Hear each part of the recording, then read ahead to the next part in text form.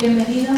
Es un placer estar esta tarde aquí con todos vosotros para hablar de un tema tan necesario como es la detección del trastorno obsesivo compulsivo en las etapas escolares de educación infantil y primaria. A la finalización intentaré dejar un espacio para que podáis hacer todas aquellas preguntas que consideréis oportunas. Los maestros y maestras de infantil y primaria sois una figura clave a la hora de prevenir y detectar alteraciones y trastornos en el desarrollo de un niño. Los alumnos en esta etapa educativa se encuentran en un momento del desarrollo en el cual suceden intensos cambios, los cuales son necesarios para la adaptación integral del niño. Sin embargo, la enorme plasticidad de su sistema nervioso central indica que pueda ser vulnerable a situaciones de riesgo que puedan retrasar su sistema madurativo y como consecuencia generar deficiencias transitorias o permanentes. Uno de los ámbitos en donde esta problemática se puede manifestar es en la escuela. Por ello, los docentes tenéis una importante función, puesto que sois los que dais la voz de alarma de que algo le puede suceder al niño. Vuestra función no es la de diagnosticar, pero tenéis una misión fundamental a la hora de la detección. Bien, y es fundamental que tomemos conciencia de la importancia de la prevención y detección, teniendo en cuenta todo lo que acabo de decir, contando con herramientas que faciliten esta labor. Y precisamente este es el objetivo principal de esta charla. El índice, el esquema que voy a seguir es el que aparece en pantalla, en el que lo he dividido en 8 apartados, pero el punto número 6, que habla de signos y síntomas de un posible trastorno obsesivo-compulsivo, es el que va a estar presente a lo largo del resto de los apartados en la medida de lo posible. Voy a intentar poner máximo número de ejemplos y intentar que os llevéis esas herramientas de las que os estoy diciendo que es necesario poder contar con ellas. Aunque los docentes no tenéis que ser especialistas en las diferentes dificultades y patologías en la infancia, sí que resulta imprescindible que tengáis una formación básica en ellas.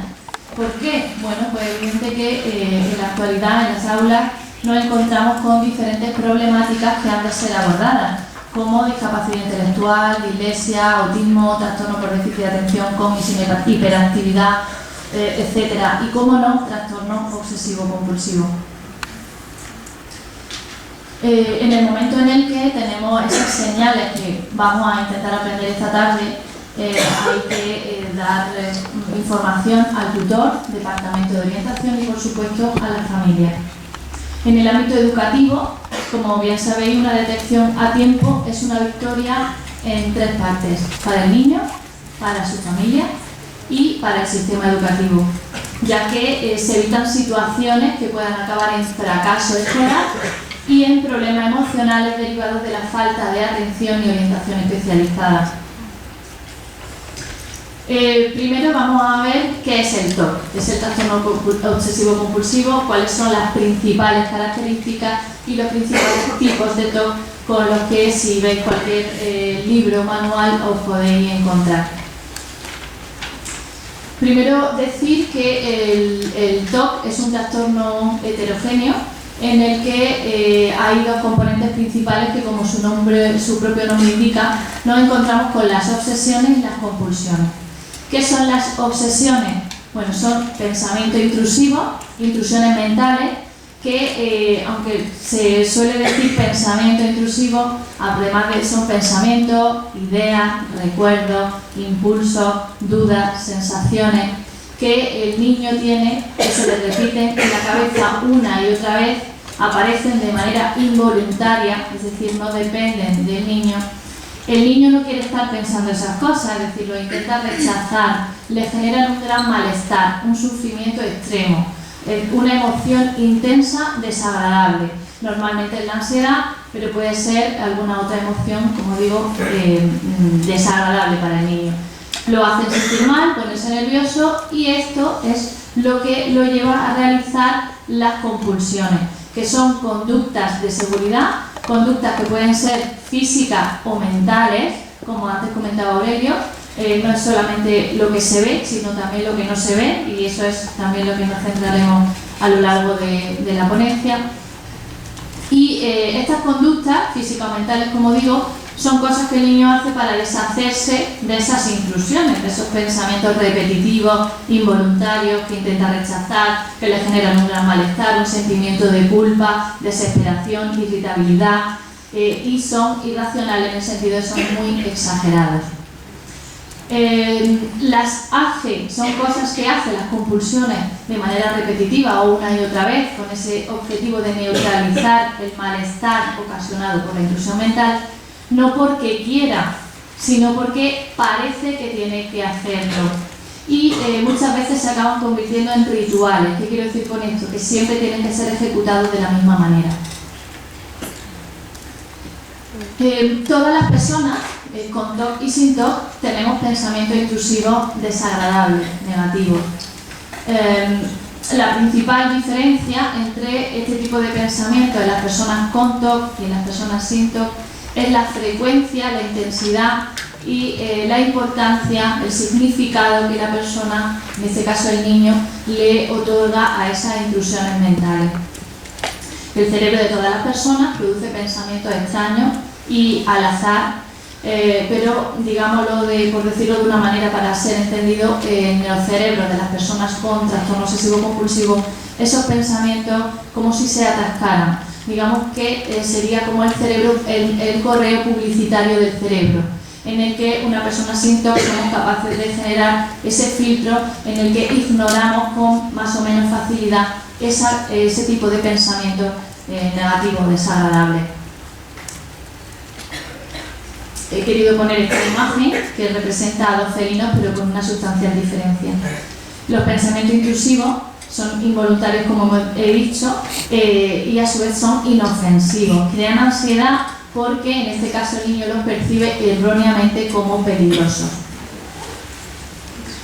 Y la razón por la que este tipo de pensamientos crean ansiedad en unas personas y no en otras, como acabo de decir, es por la forma en la que los interpretan y la importancia que se le concede.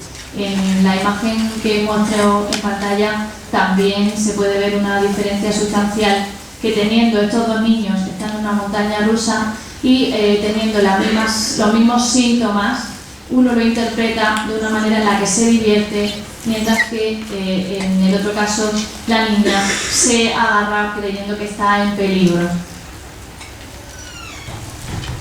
Bien, hemos dicho que los principales componentes del trastorno obsesivo-compulsivo son las obsesiones, las compulsiones y la emoción intensa desagradable. ¿Y cómo mantienen estos tres factores la problemática, ese círculo vicioso del trastorno obsesivo-compulsivo?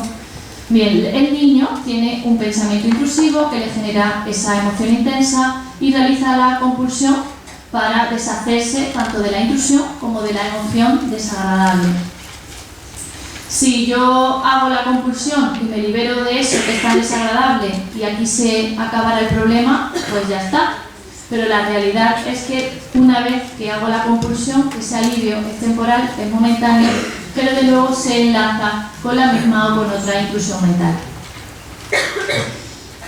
Si yo ahora mismo os preguntara dónde creéis que está el foco de atención a la hora del tratamiento, si en la obsesión o en la compulsión, ¿podríais levantar la mano todos aquellos que consideráis que sería en la obsesión?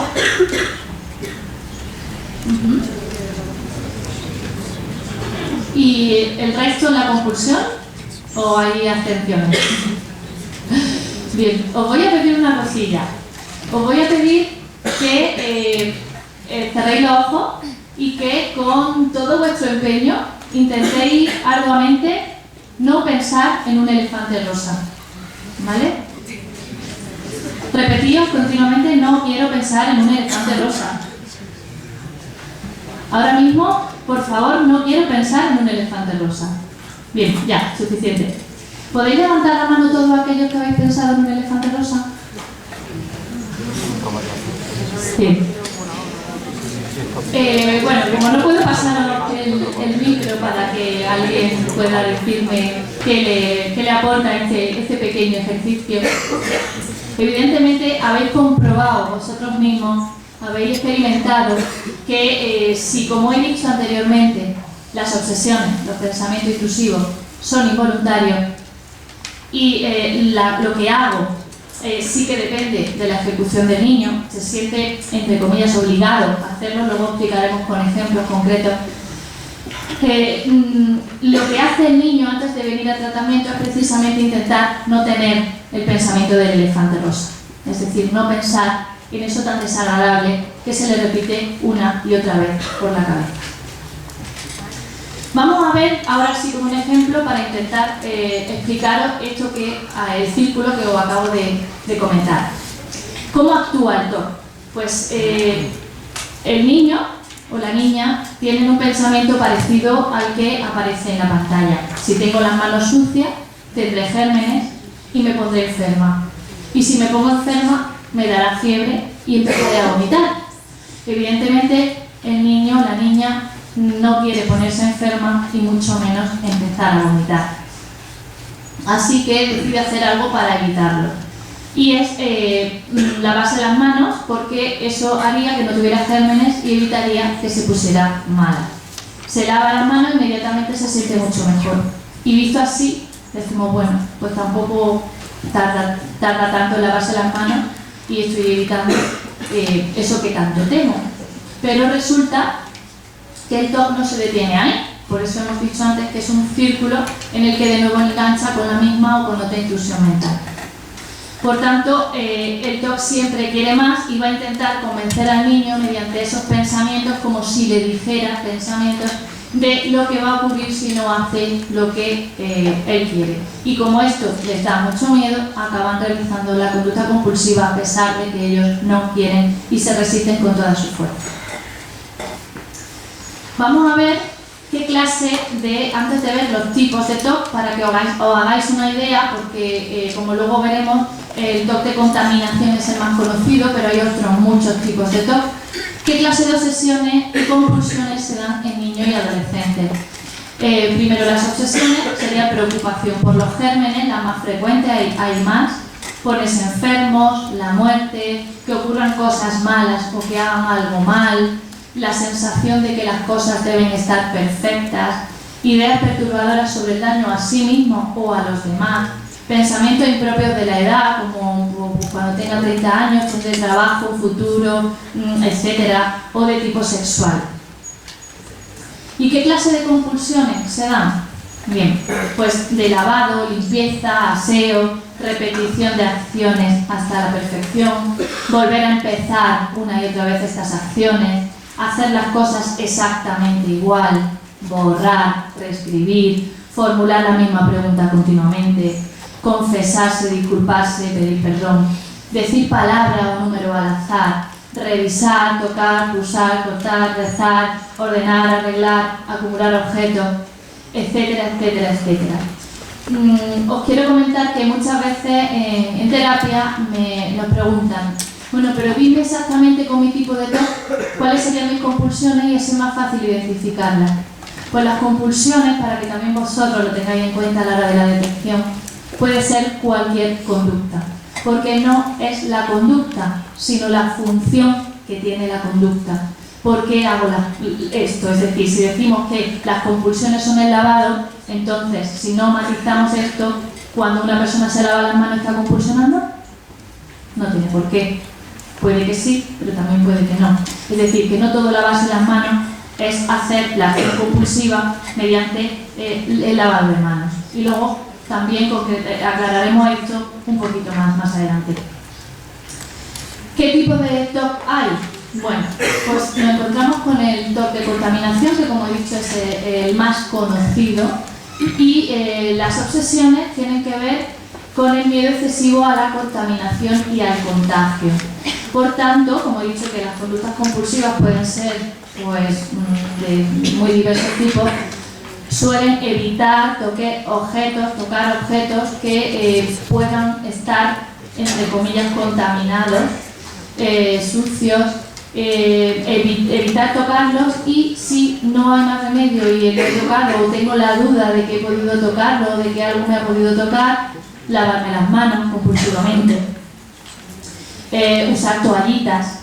Luego veremos también dentro de esos signos, porque en este tipo de TOC podemos ver como un uso excesivo de geles, de uso de alcohol, de hacer repetidamente tener que salir al cuarto de baño para lavarse las manos, para comprobar que las tengo limpias, etc. TOC de perfección, orden y simetría. En este tipo, lo que está presente es la búsqueda de la perfección, lo que se basa sobre la forma rígida y correcta de colocar las cosas.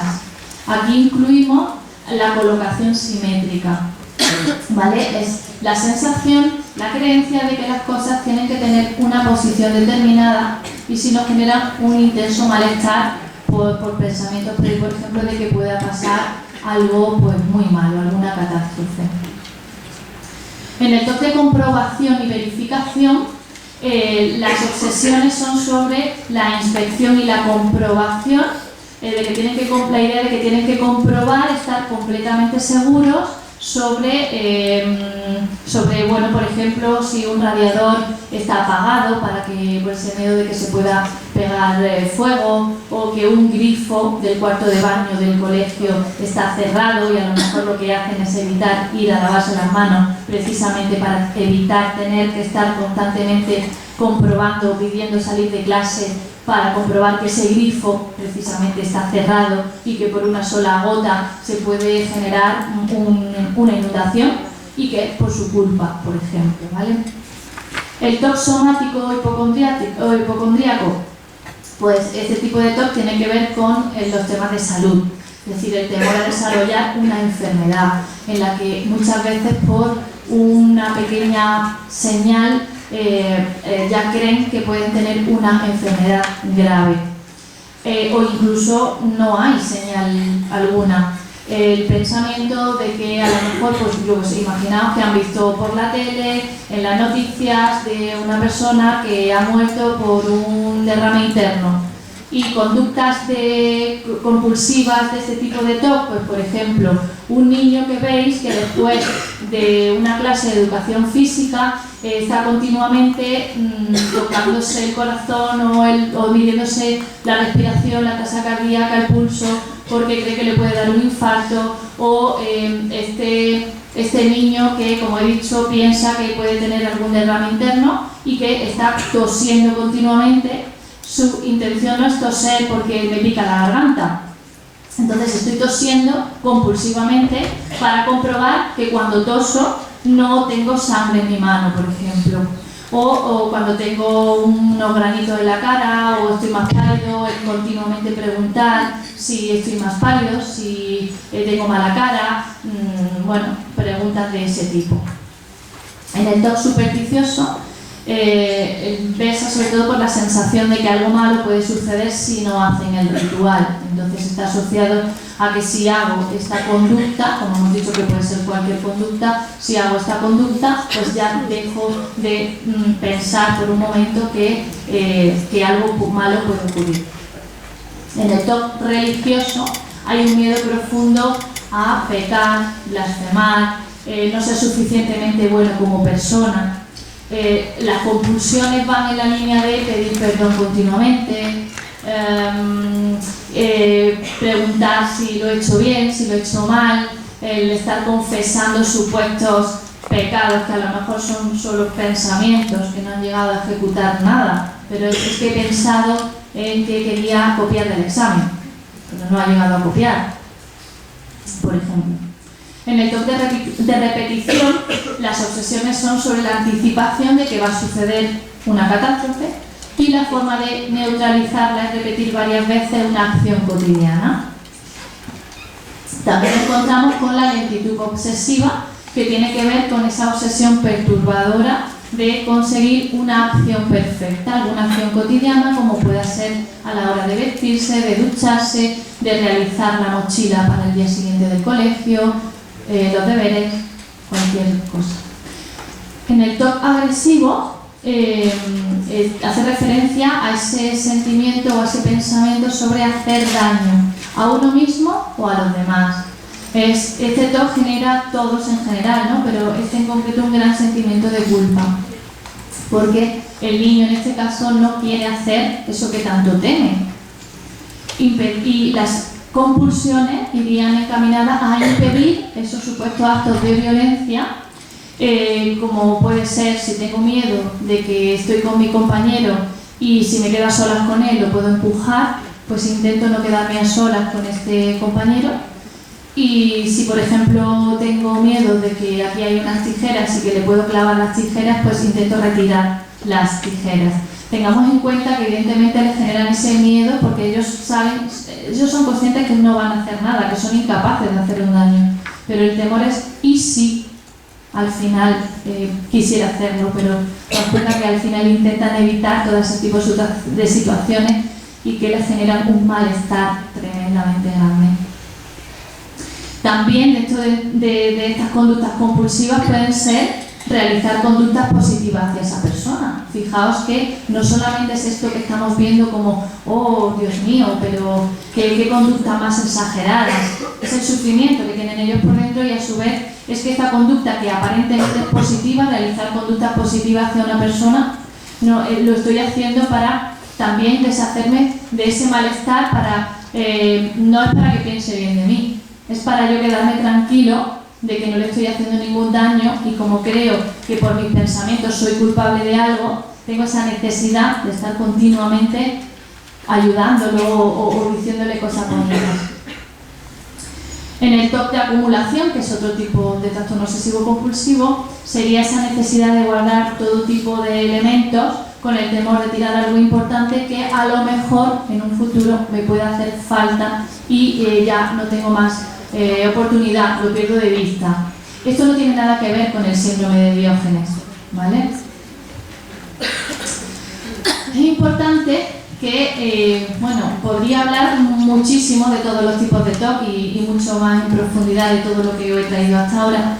Sí que me gustaría que tengamos en cuenta hasta este momento que los niños, sobre todo, por esas diferencias que hay con los adultos, a la hora de ejecutar el ritual, muchas veces, simplemente cuando se les pregunta por qué hacen eso, no saben contestar y dicen pues porque sí.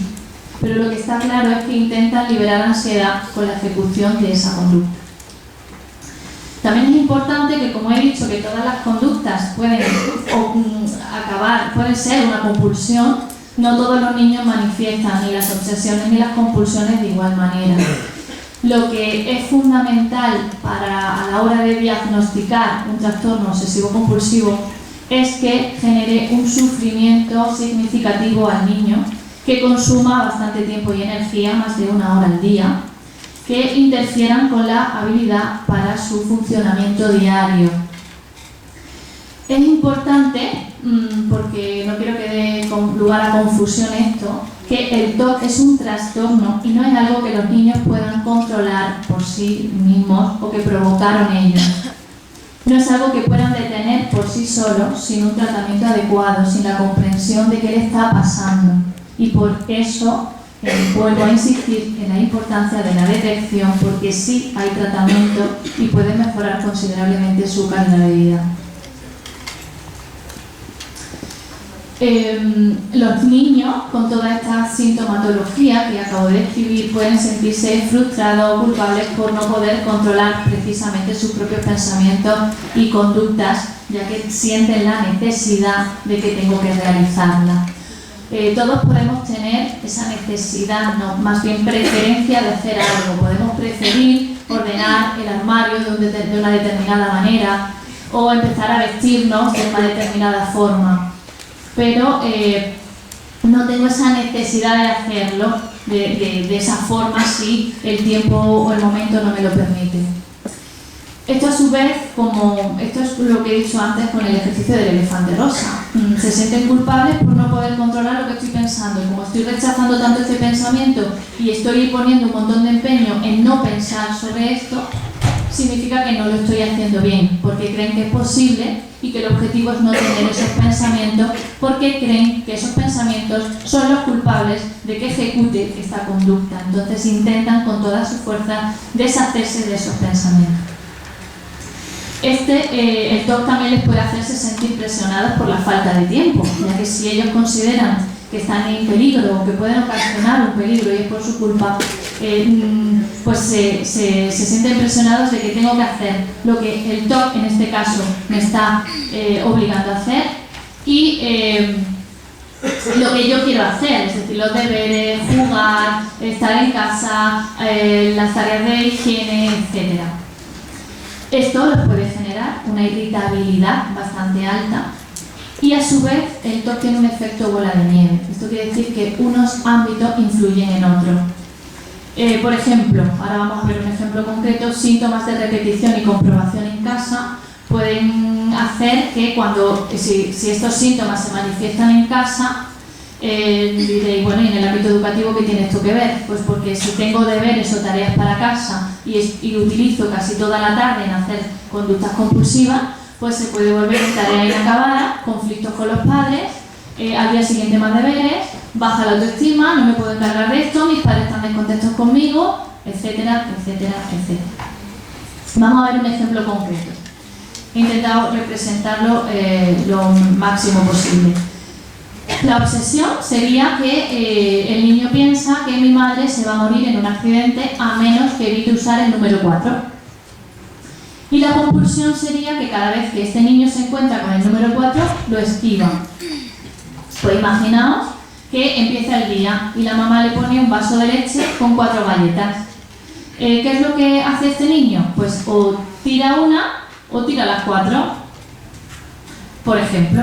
Luego llega a clase y ahora resulta que en una de las asignaturas el profesor pone una actividad en la que consta de 4 partes y el niño pues decide realizar solo 3. Claro, ¿qué puede ver en este caso el maestro? Pues no le ha dado tiempo, es un irresponsable, no tiene los conocimientos, no ha estudiado, bueno, muchísimas más cosas. Ahora, al salir de clase, pues imaginaos que 3 de sus amigos le proponen que para por la tarde se vean en el parque. Un plan que a este niño le puede satisfacer bastante, pero que en el momento cae en la cuenta y dice, ostras, son 3 y conmigo seríamos 4 en el grupo, con lo cual ya rechaza ese plan por ese temor a que si son 4, con el número 4 su madre se puede morir. Con lo cual cada vez que evita el número 4 está reforzando la obsesión sobre la muerte de su madre. Y así, de esta manera, ese efecto bola de nieve que hacía mención, pronto el TOC comienza a llenar las horas del día, imposibilitando su funcionamiento. Bien, los aspectos, el segundo punto es sobre la prevalencia, que responde a la pregunta de cómo de común resulta el TOC, en este caso el TOC entre los niños y adolescentes, y la etiología hace referencia a las causas, en este caso, del TOC, las causas que provocan el TOC. Bien, el TOC en la edad de la infancia y la adolescencia suele debutar entre los 7, 9, 10 años, con una prevalencia en torno, según la literatura, al 0,3 hasta el 1,9 respectivamente. Un dato muy interesante, muy importante a tener en cuenta, es que un alto porcentaje de pacientes adultos nos dicen que los primeros síntomas obsesivo-compulsivos empezaron a manifestarse durante la infancia. El TOC es considerado el 4º trastorno psiquiátrico más común. Las diferencias con los adultos, pues en cuanto a las obsesiones suelen tener más o menos las mismas compulsiones, pero sí que es importante destacar que pueden no reconocer que los síntomas no tienen sentido y que las compulsiones son excesivas. Las causas. Bien, el eterno debate a lo largo de la historia, no solamente en el TOC, sino con otras enfermedades y trastornos, de si es una causa más bien genética o es ambiental, o es ambos. Bien, a día de hoy es muy difícil poder decir qué tanto porcentaje se debe a la genética y qué porcentaje se debe al ambiente. Lo que está claro es que una predisposición genética suele haber y que luego factores del ambiente pues predisponen también a que estos síntomas se manifiesten. Lo que está claro es que el TOC aparece en todas las clases sociales, económicas y culturales. Y también es importante destacar que el TOC no lo genera un estilo de crianza determinado. A su vez tampoco el estrés no causa el trastorno. Lo que sí es cierto que sucesos estresantes pueden empeorar los síntomas o disminuir las habilidades del niño para sobrellevarlo. El fallecimiento de algún familiar, divorcios, mudanzas, etcétera, el nacimiento de hermanos. También es importante destacar que la literatura nos dice, las investigaciones, que hay un TOC que puede activarse por una infección por estreptococo. PANDAS, que son las siglas de trastornos pediátricos, neuropsiquiátricos, autoinmunes asociados con infecciones por estreptococo, es lo que se suele utilizar para el TOC pediátrico, y tics, trastornos por tics, de inicio por un anticuerpo del estreptococo. Pero sí que es cierto también destacar que la mayoría de los casos de TOC infantil no están relacionados a infecciones. En tercer lugar, en el tercer punto, la evolución y pronóstico del niño con trastorno obsesivo-compulsivo. Los progresos son muy variados y existen multitud de factores. Lo que está clarísimo, y esa es la importancia que aquí nos trae esta tarde, es que la detección precoz favorece al tratamiento y por tanto al niño en general. También, si no hay comorbilidad, la comorbilidad se refiere a la asociación del TOC junto con otro trastorno u otra dificultad. Pues si no hay comorbilidad, el pronóstico, la evolución suele ser más favorable. Hay muchos trastornos que tienen comorbilidad con el TOC, entre ellos, por destacar algunos, el trastorno por tics, el síndrome de Tourette, el TDAH, el trastorno negativista desafiante, depresión, trastorno de ansiedad generalizada, ansiedad social o fobia social, trastorno por ansiedad de separación, trastorno de la conducta alimentaria, también tiene comorbilidad con el trastorno del espectro autista. Bien, en el ámbito educativo es fundamental diferenciar qué es patología y qué no lo es. Bien, ¿por qué? Porque ¿quién de aquí, cuando no recuerda, cuando era más pequeño, a lo mejor esquivar en las baldosas del suelo y saltar por las blancas y esquivar la roja, o al contrario? A la hora de, bueno, yo de hecho hace poco tiempo le compro unas zapatillas a mi niña y me dice: ¡wow! Estas zapatillas corren un montón. Sí, corren muchísimo las zapatillas solas. Bueno, vamos a ver qué es patología y qué no lo es. Está clarísimo que la necesidad de controlar el entorno y a nosotros en interacción con él es una realidad forma parte del desarrollo madurativo normal. ¿Cuándo empieza a ser patología? Pues cuando esta necesidad se extiende durante mucho tiempo, no va desapareciendo con la edad, causa malestar e interferencia significativa.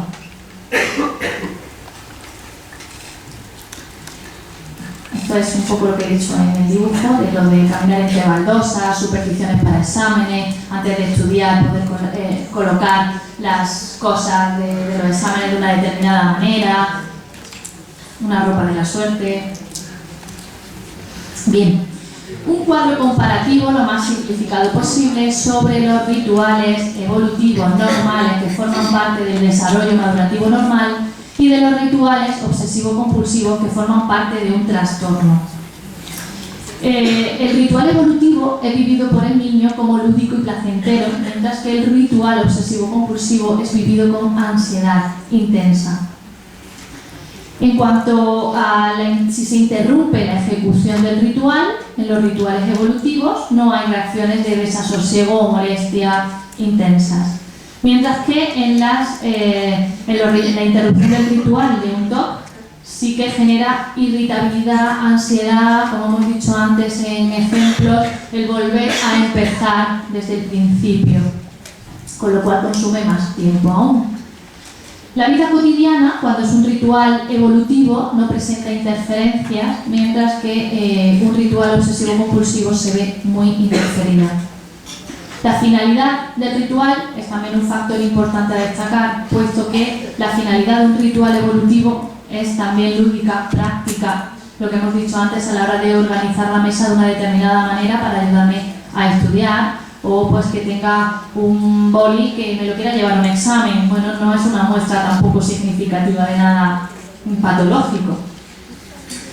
¿Cómo es percibido por otros desde fuera, familiares, maestros, compañeros, la ejecución de los rituales? Pues es un ritual evolutivo, son ritos circunstanciales sin una apariencia alarmante, mientras que los rituales obsesivo-compulsivos son conductas que impresionan como invasoras y perturbadoras.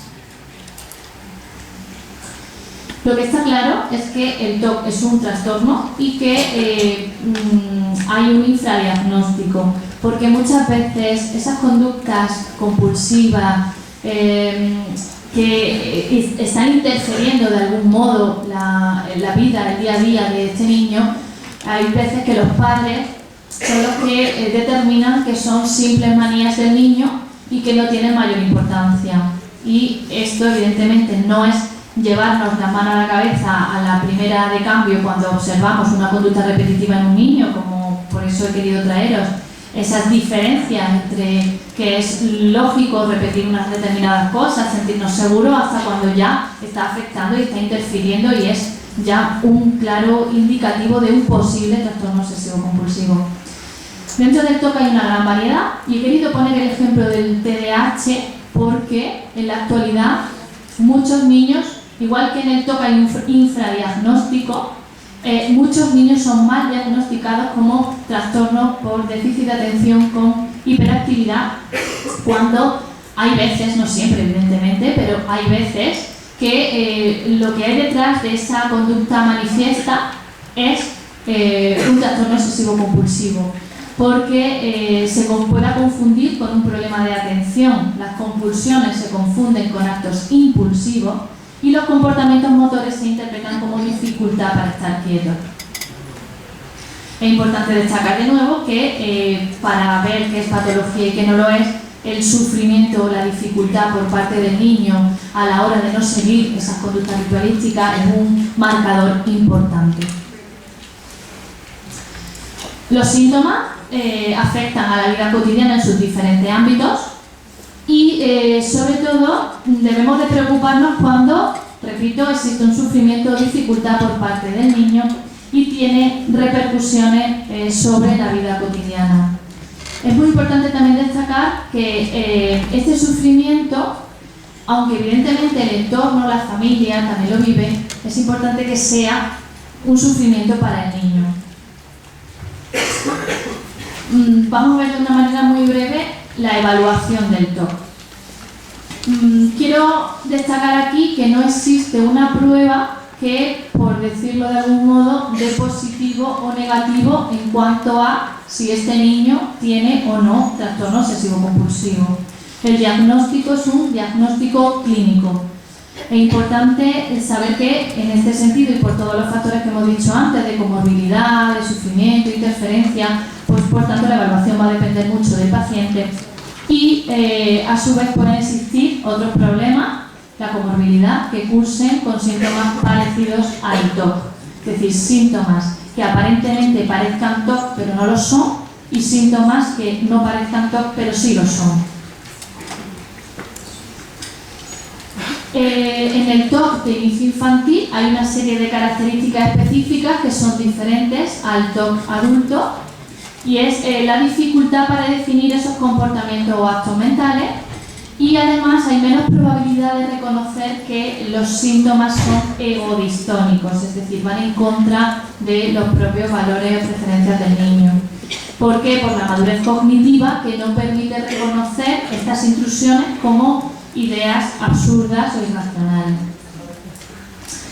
Sí que me gustaría detenerme, esto es un poco más técnico, pero muy brevemente, en el diagnóstico del trastorno obsesivo-compulsivo según la CIE-10, la clasificación de los trastornos mentales. Y aquí esta clasificación nos dice que deben estar presentes y ser una fuente importante de angustia o de incapacidad durante la mayoría de los días, al menos durante 2 semanas sucesivas, síntomas obsesivos, actos compulsivos o ambos. Y los síntomas obsesivos además deben de tener las siguientes 4 características: ser reconocidos como pensamientos o impulsos propios, se presenta una resistencia ineficaz a por lo menos uno de los pensamientos o actos, aunque estén presentes otros a los que la persona ya no se resiste. En tercer lugar, la idea o la realización del acto, esto es muy importante, no deben ser en sí mismas placenteras, es decir, el simple alivio de la tensión o la ansiedad no deben considerarse placenteros en ese sentido. Y en cuarto lugar, los pensamientos, imágenes, impulsos deben ser reiterados y molestos. Ahora sí, creo que es lo que más os interesa a la sala: signos y síntomas de un posible trastorno obsesivo-compulsivo. Hay muchos síntomas comunes, cada persona es diferente, por tanto no hay 2 TOC iguales, igual que no hay 2 personas iguales, por lo cual el TOC virtualmente puede tomar cualquier forma. Los niños, esto es también importante tener en cuenta, tienden a ocultar sus comportamientos. Por tanto, hay mucho comportamiento oculto o enmascarado detrás de una irritabilidad, detrás de una no realización de ejercicios, de deberes, detrás de una no asistencia a clase, de un uso reiterado del cuarto de baño, de un no quiero o no puedo hacer ejercicio físico, etc. Cuando intenta contener los pensamientos o comportamientos, recordemos, sufre ansiedad intensa y a su vez también intenten entremezclar el TOC en su rutina diaria habitual hasta que ya no puedan controlarlo más. Es decir, esa tendencia a ocultar hace que cada vez van generando un nivel de activación tan alto que es lo que convierte, lo que vemos como berrinches, señales encubiertas de preocupación y comportamientos difíciles. Y estas señales encubiertas son los que suelen llevar a los padres a buscar tratamiento psicológico o llevar a los niños al pediatra. Y en muchas ocasiones, evidentemente no en todas, detrás puede haber un trastorno obsesivo-compulsivo. ¿Cuáles son las obsesiones más comunes entre los niños y adolescentes? Antes hemos visto los contenidos, ahora las obsesiones más comunes. Temor a la suciedad, perdón, antes los tipos y ahora más los contenidos. Temor a suciedad, gérmenes, temor a contaminación, necesidad de simetría, orden, precisión, obsesiones religiosas. Si os dais cuenta, todo esto está dentro de todos los tipos que hemos visto anteriormente. Los números de la suerte o la mala suerte, pensamientos agresivos o sexuales, temor a sufrir una enfermedad o un daño, o a que esto le ocurra a un familiar o a una persona significativa, sonidos o palabras no deseadas. Y dentro de las compulsiones más comunes, rituales de limpieza, incluido el lavado de manos, repetición de rituales, rituales de comprobación para asegurarse, rituales para anular el contacto con una persona o con un objeto contaminado, rituales para prevenir el daño a uno mismo o a otros, conteo, ordenar o acomodar objetos. Y ahora sí, lo que estabais deseando todos. Signos de un posible trastorno obsesivo-compulsivo. Esto no quiere decir que si veis un niño que hace una conducta aislada, que no se mantiene en el tiempo, que como hemos dicho antes es circunstancial, pues no tiene mayor repercusión, lo podemos observar durante un tiempo seguido, determinado, pero sí que estas señales, estos signos son los que nos pueden determinar a la hora de seguir observando. Manos agrietadas, y esto puede ser pues, por el lavado constante o por el uso de geles, toallitas, etc. Uso excesivo de jabón o papel higiénico. Fijaos que este signo es muy común en muchísimas dificultades, la caída repentina de las calificaciones en la escuela. horas no productivas para realizar la tarea y no tiene nada que ver con sus capacidades. Orificios en las hojas por borrar en las tareas o en los exámenes. Pedir a los compañeros que repitan frases que para el compañero puedan resultar extrañas. Para ellos, como hemos visto anteriormente, pueden tener un significado. Pedir al maestro o a los compañeros que respondan siempre a la misma pregunta, es decir, preguntas repetitivas. Cuando dice, pero Antonio, si ya te lo he dicho, pero tengo la necesidad de que me lo vuelvas a preguntar, eso a su vez le genera, como hemos visto anteriormente, vergüenza, culpa, pero me veo la necesidad de tener que repetir la pregunta, aunque yo sé, en este caso hay veces que no tienen esa conciencia y otras que sí, que lo he dicho, que sé la respuesta, pero necesito hacerlo. ¿Por qué? Por lo que hemos dicho antes, que su función no es la respuesta concreta, sino el quedarse tranquilo. El temor constante a la enfermedad. Fijaos en el siguiente, que es negarse a salir de clase al mismo tiempo que los compañeros. Y puede decir, pero ¿y esto? Sí, pues puede ser por superstición, puede ser por contaminación, puede ser por temor a que se me olvide algo y quedarme el último para comprobar que vuelvo a mirar y que no hay nada detrás mía. Es decir, es la conducta en sí, evidentemente la función es lo que más adelante hay que evaluar, pero son signos, es decir, no una vez, sino es que siempre lo hace coincidiendo, se queda el último y es de una manera que suele hacerlo voluntariamente con algún objetivo. No podemos saber el objetivo, pero sí que vemos esa manifestación externa.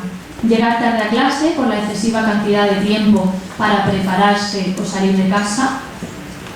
Tener siempre el lápiz afilado para escribir las palabras perfectamente.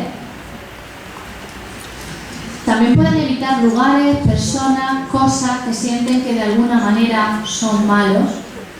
Se ven plagados por el perfeccionismo y quieren que sus pensamientos y acciones no tengan defecto alguno.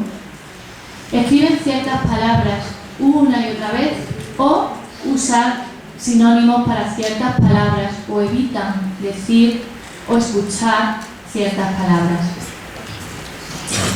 Hacer las cosas una y otra vez en una forma específica o hasta tener esa sensación de que ahora sí está bien. Guardar envoltorios, objetos rotos, inservibles. Borrar muchas veces lo mismo, llegando incluso a romper las hojas. Y esto a su vez les puede llevar a no terminar los exámenes o ejercicios. Igual que antes con el lápiz, a la hora de los exámenes o los ejercicios se detienen mucho tiempo en tachar una cosita o a la hora de pintar un dibujo en el que no paso a la siguiente forma porque tengo que hacerlo perfecto, tengo que acabar de una determinada forma. Evidentemente no vamos a saber cuál es el contenido, cómo lo tengo que acabar, pero podemos detectar que aquí hay una dificultad. Cuentan y vuelven a contar. Dudan si hicieron algo correctamente o si llegaron a hacerlo. Dudan si fueron totalmente honestos o si hicieron trampa sin darse cuenta. Es que a lo mejor hice trampa. Perder tiempo innecesario, leyendo, escribiendo, revisando de manera repetida mientras estudian o se presentan a exámenes. Contar el número de palabras de cada línea. Fijaos el tiempo que pueden invertir en esta acción. No es capaz o no ser capaz de usar los baños del colegio, lo que he comentado anteriormente, por miedo excesivo a adquirir cualquier enfermedad o por las razones que os he dicho anteriormente también, el tema de la comprobación, se me ha dejado un grifo abierto, etc. Abrir y cerrar la mochila o el estuche de los lápices muchas veces sin ninguna finalidad de coger el boli o porque sea un toque de repetición o para verificar continuamente que tengo la goma de borrar dentro, que ahora en este momento no me haga falta, no sea necesaria y no la vaya a usar. Que la mochila no toque el suelo, pero puede ser cuando vemos que a lo mejor todos los niños cuelgan la mochila al llegar a los percheros y este niño es incapaz de colgar la mochila o esta niña en los percheros por ese temor, pero evidentemente no podemos saber el temor, pero sí la ejecución de esa conducta, o con el cuidado de que el compañero no se la vaya a tirar al suelo, Si se la tira o roza, pues puede incluso hasta volverse muy irritable y no podemos comprender por qué eso le ha generado tal malestar tan intenso. Pedir ir al baño muy frecuentemente, como también he comentado anteriormente. El no tocar las cosas de otros niños y que otros niños les toquen sus cosas. Tanto puede ser también por contaminación como puede ser también por orden y simetría. La necesidad de repetir un ejercicio entero por un mínimo error sin importancia. La tendencia a arrancar y repetir hojas completas del cuaderno porque no he puesto un punto, una coma o me he saltado un cuadradito. La necesidad excesiva de ser tranquilizado. Aquí, como veis, no hay una conducta externa, motora, manifiesta, pero a lo mejor porque tengo un pensamiento repetitivo que me genera malestar y simplemente es que necesito estar tranquilo. Algo importante también que quería trasladaros, es cuando, por ejemplo, vemos en el invierno o en el verano, en función de cada caso, que hace frío y que no se pone la sudadera por la creencia de que está sucia cuando verdaderamente, objetivamente, no lo está. O que no toca ponérsela en este momento.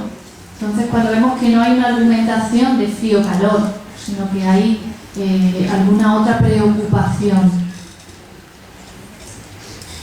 Igual que cuando hace calor y no se quita la sudadera, no solamente por la ejecución perfecta, es decir, que puede serlo, o porque está sucia la sudadera, sino en este caso a lo mejor porque si me la quito estoy expuesto a más gérmenes o a que alguien me toque, y estoy con piel y puedo contraer alguna enfermedad grave. En el séptimo apartado me gustaría hablaros muy brevemente sobre el diagnóstico diferencial, ya que os he hablado de la comorbilidad. Entonces, os he dicho que hay veces que hay síntomas que parecen TOC y no lo son, y al contrario. Es cierto que los trastornos psiquiátricos diferentes al trastorno obsesivo-compulsivo, que incluyen la presencia de pensamiento intrusivo, son diversos, son varios, pero es cierto que muy pocos presentan rituales asociados. Y algunas de estas patologías que voy a mencionar, más que ser alternativas, como he dicho antes también, al diagnóstico de TOC, son muchas veces trastornos comórbidos con el TOC, es decir, que se presentan junto al trastorno obsesivo-compulsivo. El trastorno por TIC o trastorno de Tourette, que son movimientos originados por los TIC, que suelen ser menos complejos que las compulsiones. Y además, estos TIC carecen de una finalidad. Cuando el tic motor es complejo, puede ser más difícil de diferenciar, se puede confundir más, aumentando que el paciente presenta ambos trastornos de forma comórbida, aumenta ya ese diagnóstico diferencial de cuando estoy haciendo una conducta compulsiva y cuando es un tic motor de este otro trastorno. Los tics del síndrome de Tourette son repeticiones verbales y motoras involuntarias. En el trastorno del espectro autista, algunos comportamientos estereotipados y repetitivos de este trastorno del neurodesarrollo pueden parecer rituales o obsesivos. Es cierto que las estereotipias del TEA suelen ser más simples que las compulsiones del TOC. En el autismo, los patrones de comportamiento, intereses o actividades restringidos y repetitivos debido a sus características egosintónicas, la baja percepción de responsabilidad personal y los bajos esfuerzos neutralizadores hacen que no se pueda emplear el término de obsesiones y compulsiones. A su vez, en el autismo hay un deseo de invarianza que no existe en el TOC y un deseo ansioso y obsesivo de mantener esa invariabilidad. Como he dicho antes, esto no significa que sea o TEA o TOC. También hay pacientes, hay casos en los que existen los dos trastornos. El trastorno de ansiedad por separación, en líneas generales, que es el temor a que un familiar sufra algún daño, no se acompaña de compulsiones. Este hecho sí que ocurre en el TOC, como hemos visto antes. En el trastorno de ansiedad generalizada, las preocupaciones típicas de la ansiedad están relacionadas con diferentes aspectos de la vida cotidiana, exámenes, salud propia, familiares, de relaciones sociales, pero en este trastorno no se realizan rituales, compulsiones. En la fobia, las personas no presentan síntomas mientras no estén delante de ese estímulo fóbico. Sin embargo, en el TOC, el distanciamiento de ese posible objeto que causa las intrusiones no disminuye el malestar del niño. En el trastorno dimórfico corporal, igual que en los trastornos de la conducta alimentaria, sí que aparecen obsesiones y compulsiones, pero los síntomas están limitados a la apariencia física, en el caso del trastorno de la conducta alimentaria, en el peso, ¿vale? En el cuerpo, la dieta. En la hipocondría, que es ese temor reiterado a padecer una enfermedad, no suele acompañarse de conductas de evitación, que sí ocurre en el trastorno obsesivo-compulsivo. No obstante, el temor de haber contraído una enfermedad grave puede estar relacionado con conductas de comprobación que aquí sí que aparecen en el TOC. Y el último punto, el del tratamiento, voy a hacer referencia a lo que considero más importante que conozcáis desde el ámbito educativo, aspecto a tener en cuenta para también el objetivo de la charla, que es la detección. El tratamiento, ya lo ha comentado también antes Aurelio, el tratamiento por excelencia y el tratamiento recomendado de primera línea de elección es la terapia psicológica. En este caso, para el trastorno obsesivo-compulsivo, la terapia cognitivo-conductual con EPR, quiere decir exposición con prevención de respuesta. Los terapeutas cognitivos conductuales lo que hacemos es reevaluar y que el paciente aprenda a reevaluar y a responder a los pensamientos intrusivos no deseados de una forma diferente y gradualmente demorar y con el tiempo detener, no realizar las conductas compulsivas. Para ello, dentro de la terapia cognitivo-conductual hay una serie de apartados como son psicoeducación, reestructuración cognitiva, la EPR que acabo de comentar, sesiones familiares, búsqueda de habilidades personales, valores, etc. Las compulsiones consumen mucho tiempo y energía y hace que el niño, en este caso, se concentre en detalles no importantes. Por tanto, si no se trata, estos niños corren el riesgo de todo lo que aparece en pantalla. Aislarse socialmente, que sean víctimas de bullying, porque ¿por qué me aíslo socialmente? Porque hago conductas, necesito hacer conductas en el caso de que haya compulsiones motoras, físicas, movimientos de gimnasia, por ejemplo, conducta repetitiva, el estar entrando y saliendo continuamente, el entrar con un pie y no con otro por la puerta, el entrar el primero, el segundo o el tercero, si estoy evitando números, todo lo que, ejemplos que hemos visto anteriormente, pues son conscientes de que puedan ser denominados, catalogados como niños un poco raros.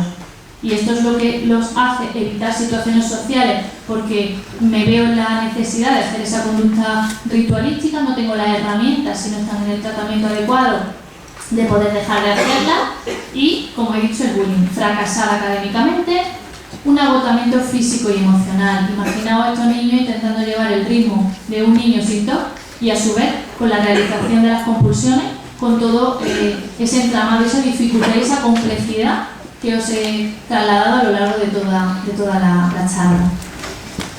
Postergar las tareas y generar lentitud patológica por esa ejecución perfecta, esa necesidad de, venga, lo hago una vez más y lo hago de esta manera y lo hago de manera concienzudamente, a ver si ya no necesito repetir esta ejecución. Y, por supuesto, si no existe un tratamiento adecuado, desarrollo de trastornos secundarios que a su vez dificultan el tratamiento más adelante. Es importante que sepáis que durante el proceso terapéutico suele ser fundamental el poder hablar con los profesores de ese niño, de esa niña, para poder explicar cómo funciona el TOC, es decir, todo lo que habéis visto esta tarde por aquí. Y iremos modificando esas recomendaciones que vamos dando al profesorado en función del caso y en función del momento de la terapia en la que nos encontramos.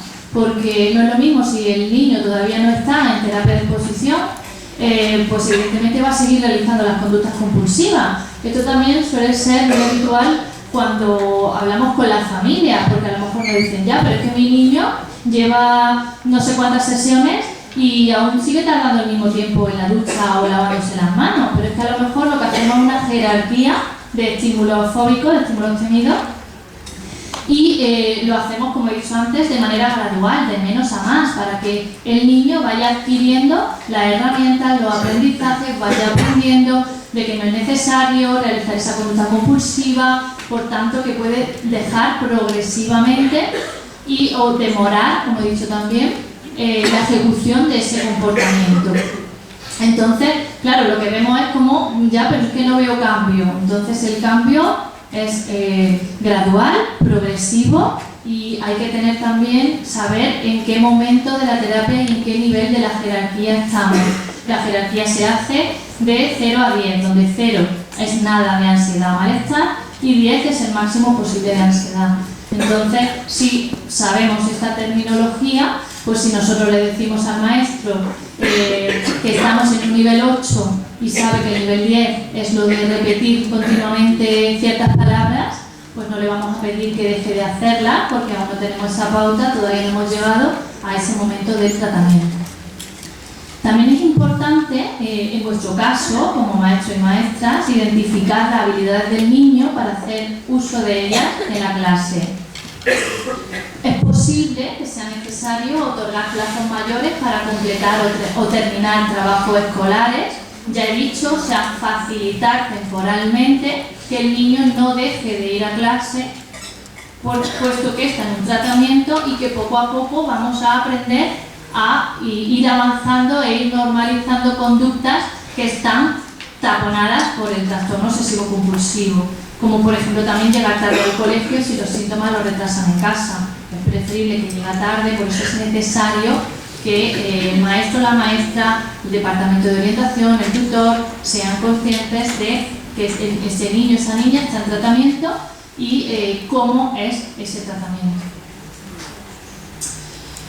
Hemos dicho antes que la terapia por excelencia es siempre que sea posible, primero terapia psicológica, hay veces que es necesario apoyarnos de fármacos, pero como un complemento en el que siempre que sea posible iremos reduciéndolos, porque hay veces que pues, la ansiedad es muy alta y hay que rebajar un poquito esos niveles de ansiedad para que la persona se pueda adherir a la terapia psicológica. El grueso de la terapia cognitivo-conductual es la exposición con prevención de respuesta. Esto quiere decir que se va exponiendo gradualmente en función de esa jerarquía al niño a los estímulos que teme y va dejando de hacer la conducta compulsiva, es decir, la prevención de respuesta, de manera gradual. Esta herramienta, esta técnica crea ansiedad de una forma intencional, pero a un nivel, número 1, es tolerable por el paciente y después tenemos un propósito, una finalidad. Y el propósito es el propósito de mejorar.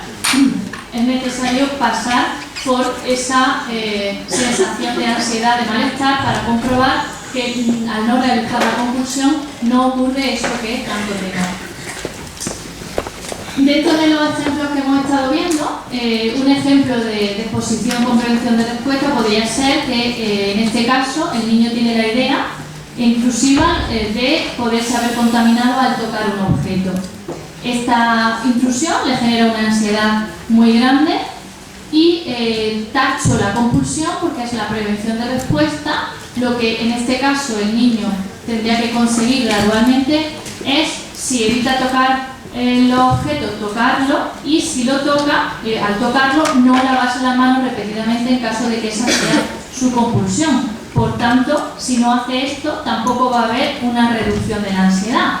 Esto quiere decir, como en esta gráfica que aparece, que los niveles de ansiedad inicialmente van a ser altos. Y lo importante de esto es que las exposiciones sean repetidas, ¿vale? Es decir, tanto en sesiones como fuera de sesiones. Y lo que vamos a encontrar es que se va a generar el patrón de habituación, que eso significa que la persona se va habituando tanto a las sensaciones de incomodidad como a el estímulo obsesivo. Y en las siguientes repeticiones la ansiedad va a ir desconfigurándose, es decir, no va a subir tanto y va a bajar un poquito antes, hasta llegar a unos niveles normales. No se trata de tener cero ansiedad, puesto que la ansiedad, y como cualquier emoción, y por eso me he dicho al inicio, emociones positivas o emociones negativas, puesto que todas las emociones son necesarias. Es más bien una emoción intensa desagradable, pero la ansiedad, como bien sabéis, es necesaria para la supervivencia, igual que el miedo. El miedo nos tiene que indicar precaución, pero no parálisis. Con lo cual, aquí tenéis también un punto importantísimo como maestro y maestra, que es la gestión emocional. Resumiendo, el diagnóstico y el tratamiento apropiado mejoran significativamente las posibilidades del niño de aprender a manejar el trastorno obsesivo compulsivo y, por tanto, volver a tener una infancia, una niñez feliz y productiva. Por tanto, la detección temprana juega un papel fundamental. Y como hemos dicho al inicio, uno de los ámbitos donde se manifiesta la sintomatología, la problemática, en el colegio, y si es el colegio, es a través vuestra, de los maestros, de la maestra. Por tanto, fijaos en la importancia de por lo menos conocer qué hay detrás de unos síntomas que, como antes yo podía estar pensando, jolín, se está aburriendo la gente un montón, y me decía, no, es que se van a clase. Pues las cosas muchas veces no son lo que parecen. Entonces, pues eso, deciros que tenéis en vuestras manos algo muy importante como es la prevención, la detección, y cualquier signo, síntoma que consideréis significativo, pues puede mejorar considerablemente la vida de un niño, y como he dicho al inicio, esas repercusiones que sean temporales y no permanentes. Vale, así que enhorabuena por vuestra profesión, muchas gracias por venir, y que se necesita maestros, maestras implicados con esta misión tan importante que tenemos, y que, como habéis podido comprobar, y evidentemente sé que lo sabéis, la detección juega un papel fundamental. Así que a seguir aprendiendo, y ahora todas las preguntas que consideréis oportunas.